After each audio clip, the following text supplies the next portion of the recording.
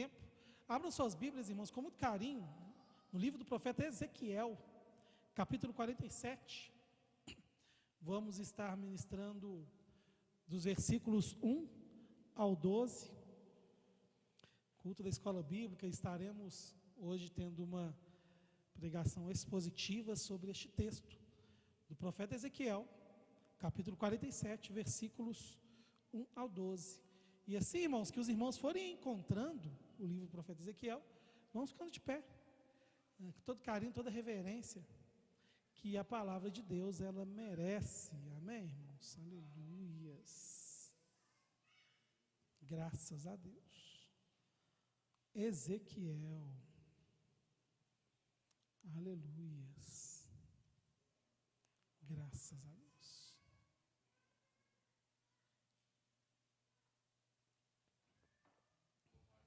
Amém? E a palavra de Deus nos ensina. E em seguida, me levou novamente à porta da casa, e eis que as águas surgiram por debaixo da soleira da casa, em direção ao leste, porque a frente da casa ficava em direção ao leste.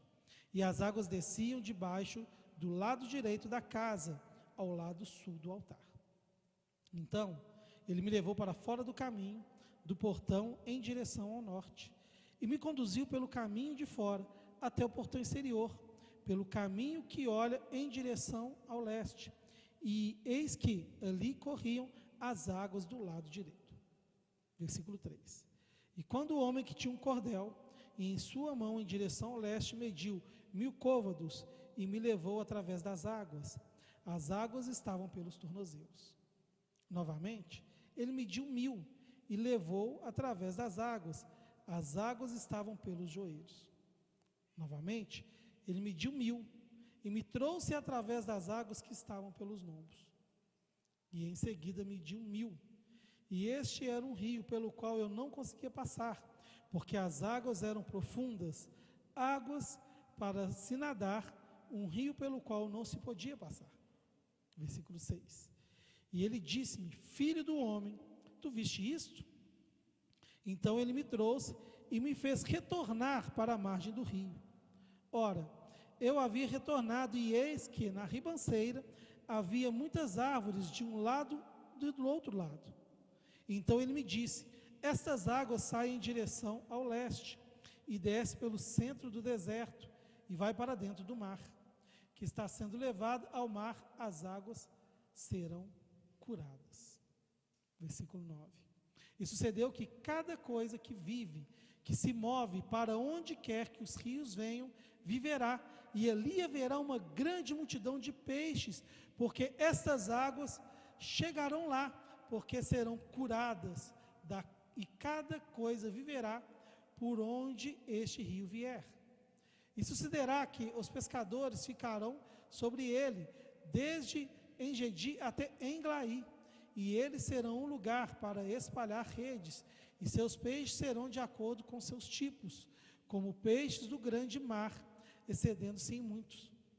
Mas os seus lugares enlameados e os pântanos não serão curados, eles serão dados ao sal.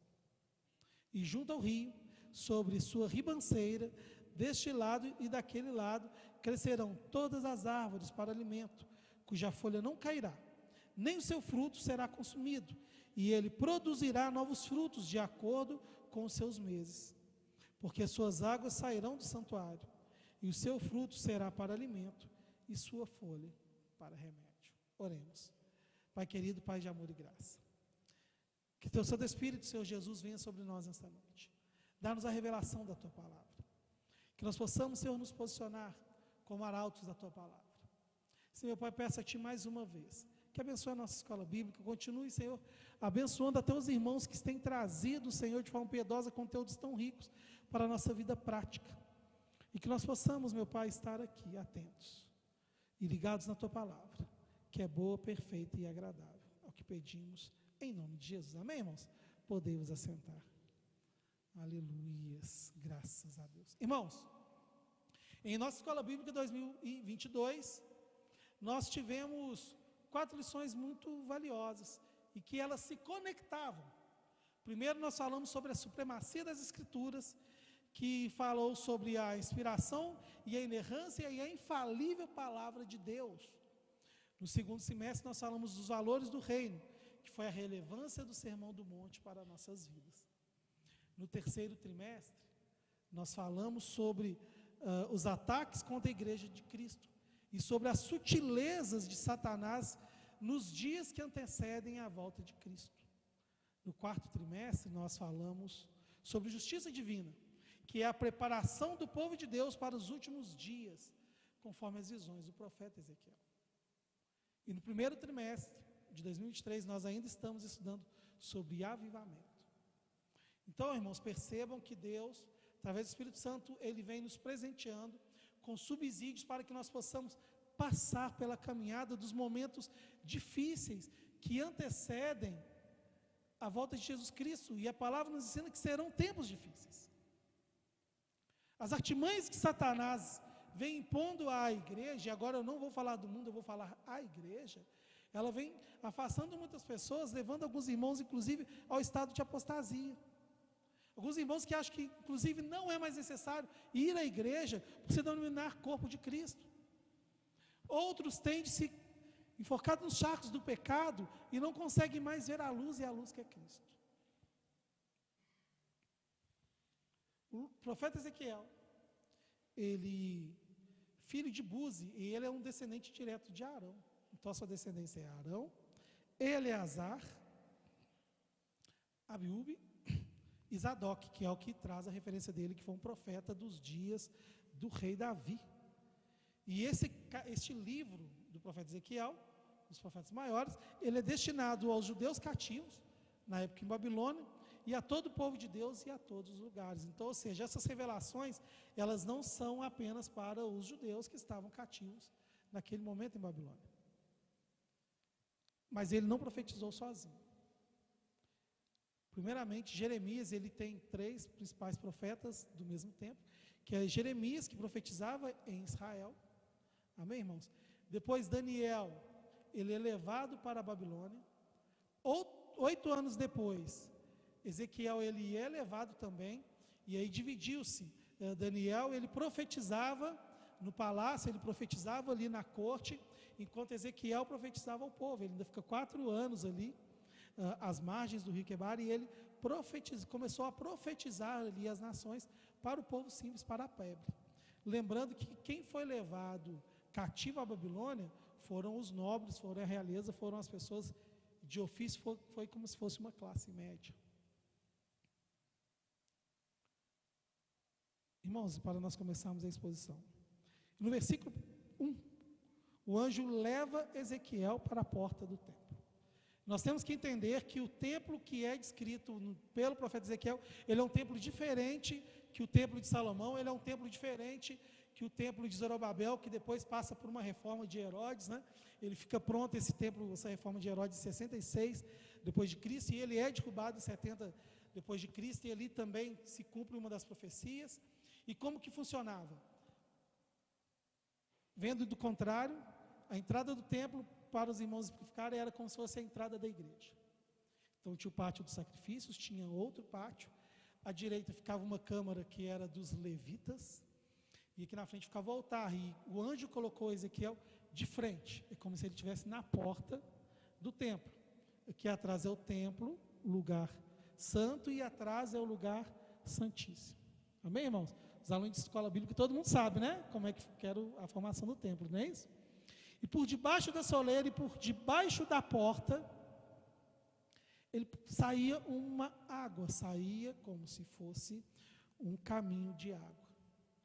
E ele se posicionou ao leste, à esquerda.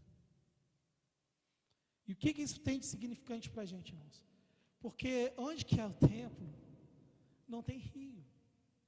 Onde que hoje é onde é lá em Israel o lugar onde que uma das muralhas aponta que seria o local de templo, não existe templo. Não, perdão, não existe templo mais, é claro, porque está derrubado, mas não existe mar, não existe rio. Se a gente voltar um pouquinho em Ezequiel 40, versículo 44, ele vai trazer uma revelação para a gente. E fora do portão interior estavam as câmaras dos cantores, o átrio do templo, onde estava o lado do portão norte, e a sua vista ficava em direção ao sul, uma ao lado do portão, tendo em vista direção norte, ou seja, ele estava para norte, e de baixo passava uma água. E essa água, ela traz um significado muito especial para a gente, irmãos, que está lá no livro de Apocalipse, capítulo 22, amém, irmãos? Apocalipse, capítulo 22, versículo 1.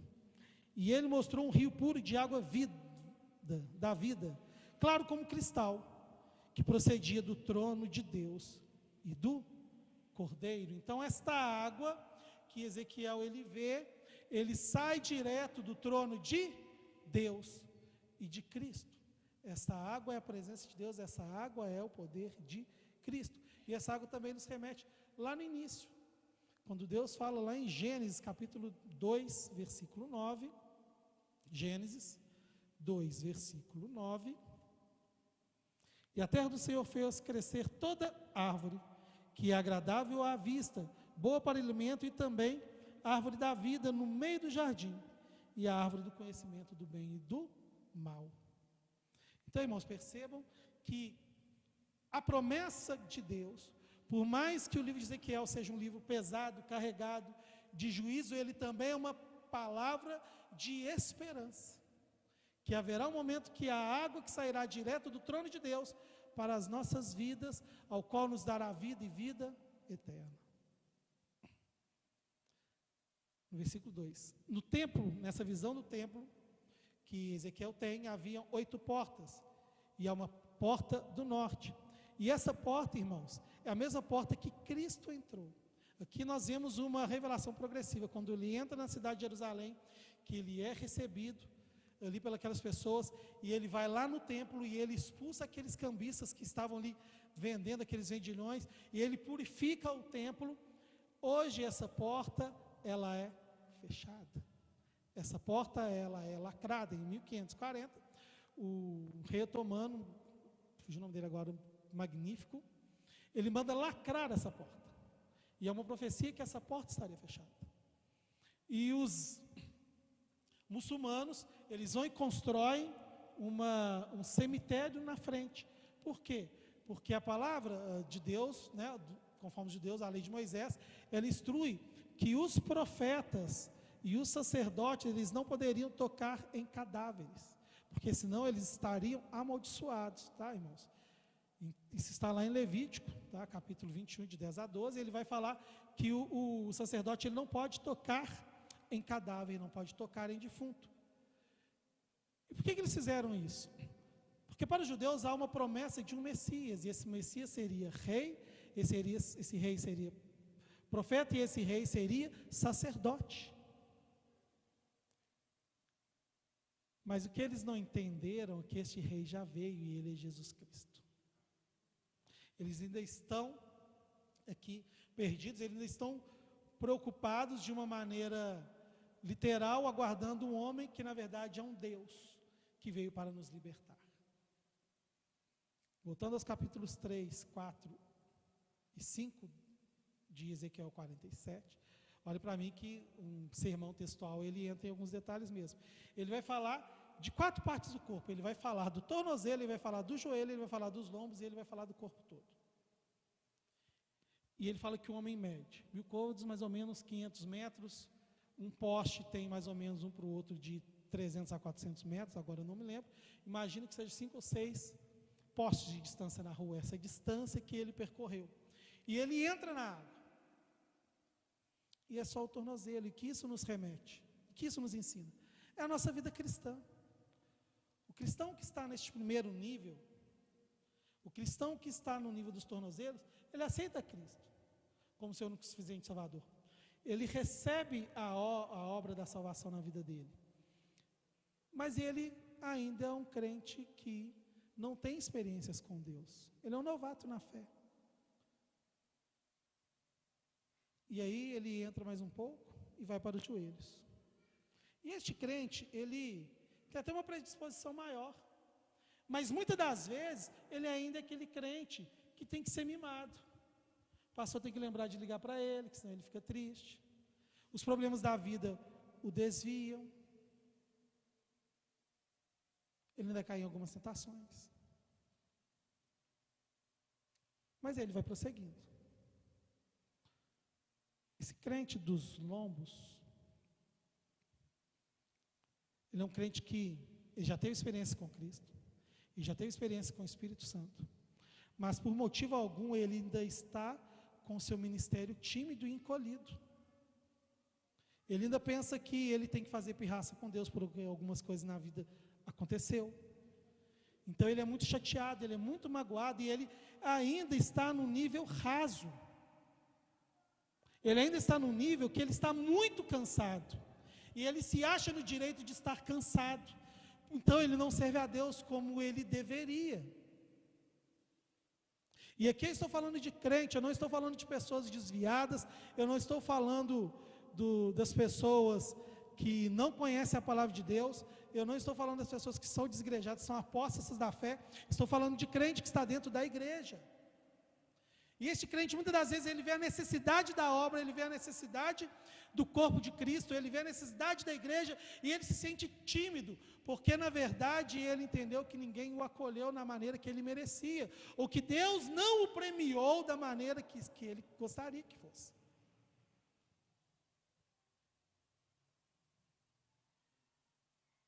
E o próximo crente é o crente que está completamente submerso na palavra de Deus, está extremamente alicerçado na fé. Ele é aquele crente que passa pelo vale da sombra da morte e ele não teme mal algum, porque ele sabe que Deus é com ele. Ele sabe que Deus é onisciente, onipresente, onipotente, mas que Ele é um instrumento para que a obra de Deus prossiga nesta terra.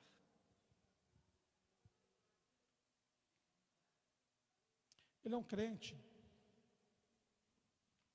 que entendeu que Cristo vive nele. Que não é mais ele, mas que Cristo vive nele. Então, se o irmão não cumprimentar ele, ele está servindo a Deus, ele está fazendo a obra do Senhor.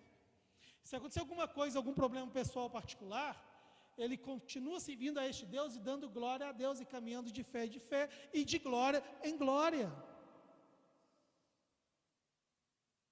Ele não precisa que as pessoas façam, porque ele é interdependente, ou seja, ele é independente e ainda cuida do outro que está no lado.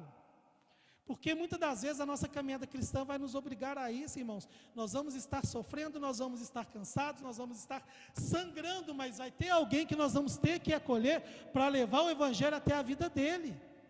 Muitas das vezes nós teremos que ser colunas de alguém na fé, mesmo com o nosso castelo trincado. E por que a gente faz isso? Porque nós construímos a nossa casa na rocha, então a nossa estrutura, por mais que seja abalada, ela não cairá.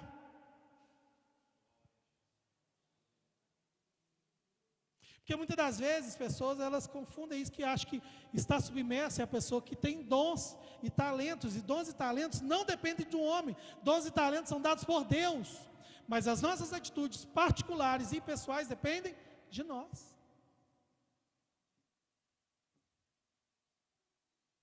E esse é o crente que está submerso na palavra de Deus. E no versículo de 6 a 7, 6 a 10, me perdões, ele vai nos trazer aqui algumas revelações. Tá? No versículo 8, irmãos, só para nós não descontextualizarmos, ele cita o nome de um lugar, né, para dentro do deserto, de Arabá, que é citado pelo profeta Jeremias, né, no seu livro, Jeremias capítulo 51. 51, versículo 43. A Bíblia amassou, irmãos, aqui. E aí alguém, se quiser dar um presente para o presbítero Rodrigo, aceita uma Bíblia. Depois só você me falar qual versão que eu mais gosto. Amém, irmãos? Tem várias. E os irmãos me presenteiam. Amém ou não amém? Nós que temos misericórdia, gente, credo. Amém. Aleluias. Profeta Jeremias, capítulo 51, versículo 43. E a sua cidade será uma desolação, uma terra seca e um deserto, e uma terra que nenhum homem habita, nem qualquer filho do homem passa perto dali. O que Deus está falando neste momento, deste deserto, que é um lugar de abandono. As águas que Deus vai passar, ela vai passar no deserto. Então, irmão, se nós estamos no deserto, se nós estamos sendo uma terra arrasada, se nós estamos sendo uma terra desolada, nós temos um Deus que pode nos curar com suas águas. Os rios significam a presença de Cristo. Os rios representam a presença do Espírito Santo de Deus em nossas vidas. Irmãos, abra comigo em Apocalipse 2, versículo 7. Aleluias. Está vendo que agarrou?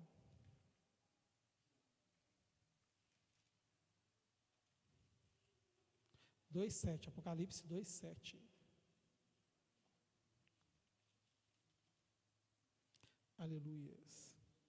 E aqueles que têm ouvido, ouçam o que o Espírito diz à igreja.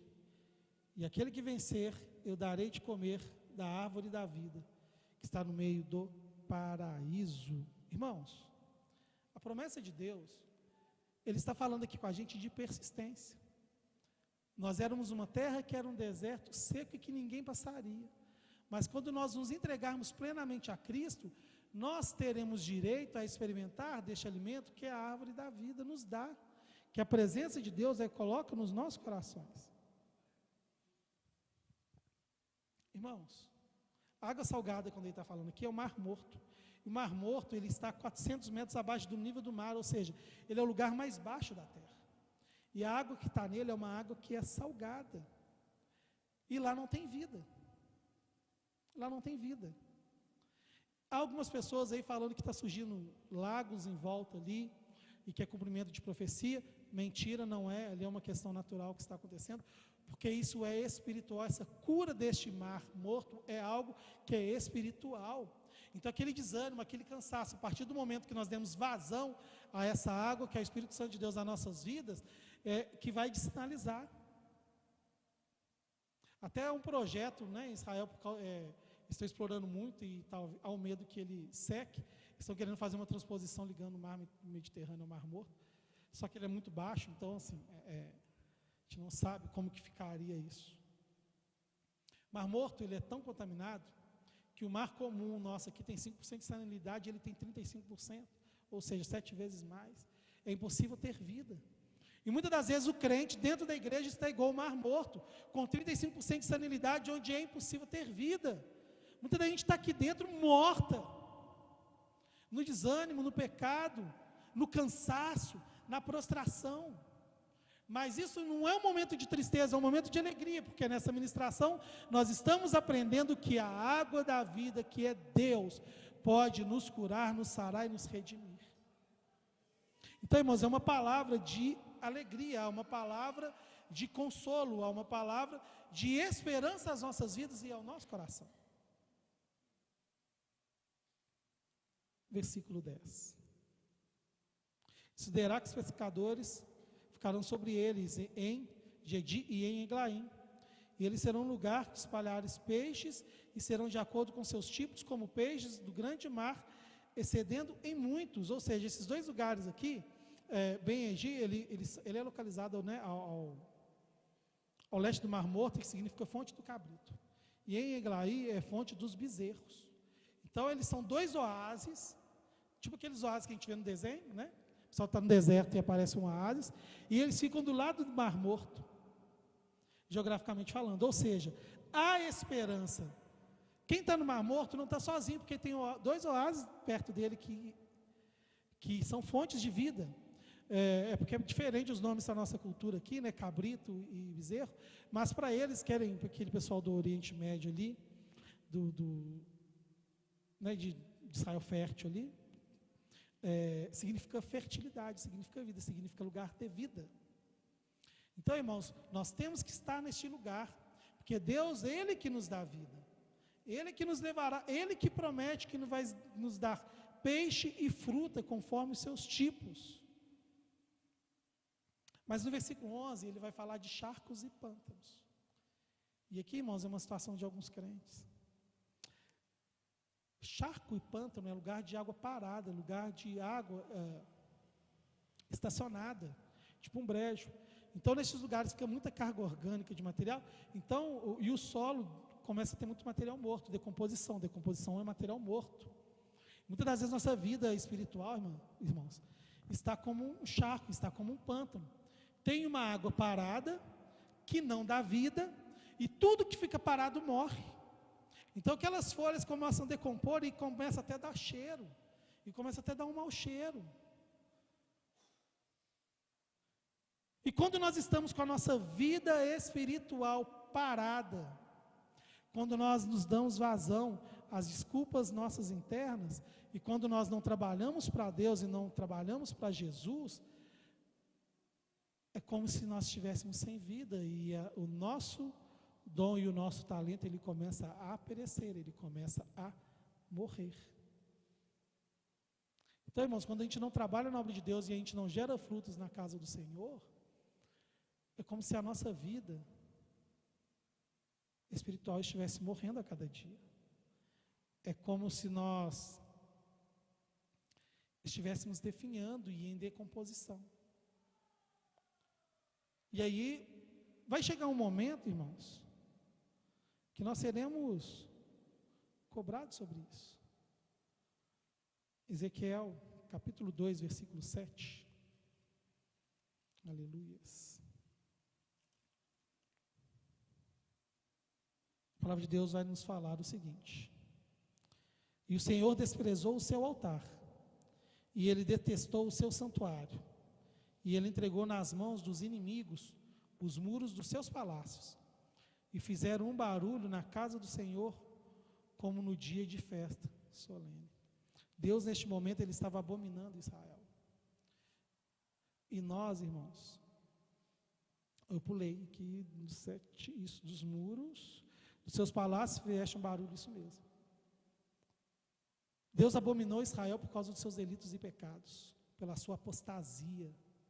Israel que tinha a arca da aliança, Israel que tinha a promessa de Deus, ele se entregou, e Deus os detestou. Em algum momento nós somos santuários. Em algum momento, irmãos, nós teremos que dar conta disso a Deus. E como nós estamos? Deus está aplicando juízo em nossas vidas, ou aplicará, ou Deus nos dará galardão? Porque, irmãos, 2 Coríntios 2, capítulo 5, versículo 10. 2 Coríntios, capítulo 2, perdão, 2 Coríntios, capítulo 5, versículo 10,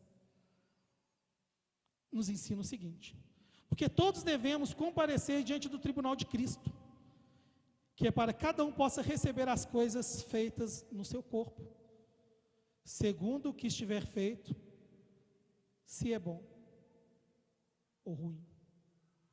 Deus abominou as ações daquele povo, e Deus tem abominado as ações de pessoas, né, neste tempo. E vai chegar um dia que nós teremos que prestar contas disso a Deus.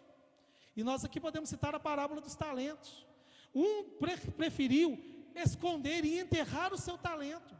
No dia, a desculpa do seu cansaço, a desculpa porque você se sentiu magoado, a desculpa porque você não foi, teve seu ego acalentado o suficiente, não vai servir de desculpa para você não ter desenvolvido o seu talento.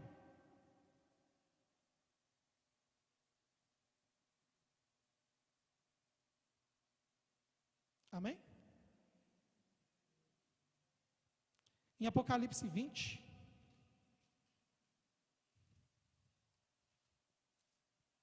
aleluias, 20,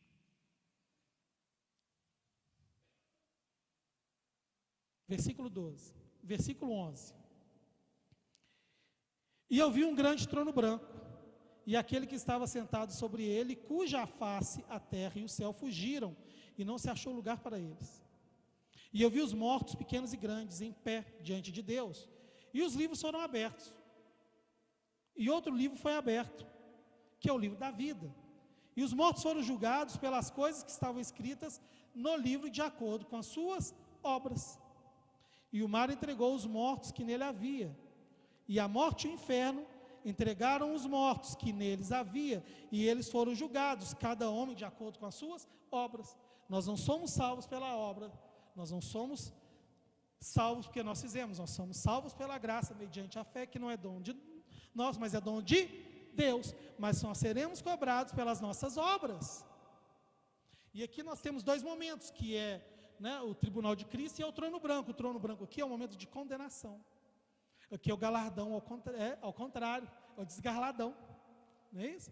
Que é o lugar que Deus vai abrir e falar assim: fulano, você está sendo culpado por causa disso, disso, disso, disso, disso, e porque você enterrou o seu talento.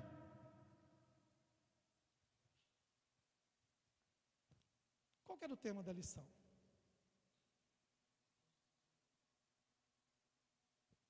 Preparação do povo para os últimos dias. E nós estamos falando sobre justiça divina. E Deus, dentro dos seus atributos, comunicáveis e incomunicáveis, que é onisciência, onipresença, amor, justiça. A justiça de Deus, ela tem que ser satisfeita. Por nós mesmos, a humanidade estaria condenada, mas nós tivemos e nós somos justificados por Cristo, que expiou e recebeu sobre si todos os nossos pecados, para que nós possamos ser salvos por Deus. Mas as nossas obras, e a nossa morosidade, a nossa procrastinação, ela será cobrada, porque é justo e é mister que a justiça de Deus seja executada na humanidade.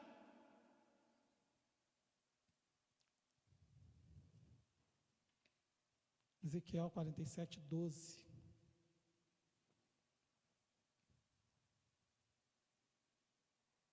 E junto ao rio, sobre as suas ribanceiras, deste lado e daquele lado, crescerão todas as árvores para alimento, cuja folha não cairá, nem seu fruto será consumido, e ele produzirá novos frutos, de acordo com seus meses, porque suas águas saíram do santuário, e o seu fruto será alimento, e sua folha será remédio. Amém, irmãos? Sua árvore será fruto, e suas folhas será remédio. Evangelho de João, há uma verdade muito bonita, que é João 7. Aleluia. Versículos 37 e 38. No último dia, o grande dia da festa, Jesus pôs-se em pé e clamou: se algum homem tem sede, deixai-o vir a mim e beber. Quem crer em mim, como diz as Escrituras, o seu interior fluirão rios de água viva. Repita comigo: fluirão rios de água viva. Aleluia. Uma salva de palmas para Jesus, irmãos. Graças a Deus, aleluias. Mas na época eles não entenderam, por quê? Fala o versículo 39. Mas isso que ele falou do Espírito, porque havia de receber o que nele creram, porque o Espírito Santo ainda não fora dado, pois Jesus ainda não tinha sido glorificado. Ou seja, Deus já nos deu uma promessa. Então nós que estamos sentindo cansados, ressequidos como charques, nós temos uma promessa que o Senhor Jesus Cristo, através do Espírito Santo de Deus, vai nos trazer rios de água viva. Então, irmãos, caso alguém tenha incomodado pela palavra que foi ministrada, incomodado no sentido de querer sair do lugar, querer se mover para a obra de Deus, há uma promessa de Deus, de rios de água viva. Meu Senhor,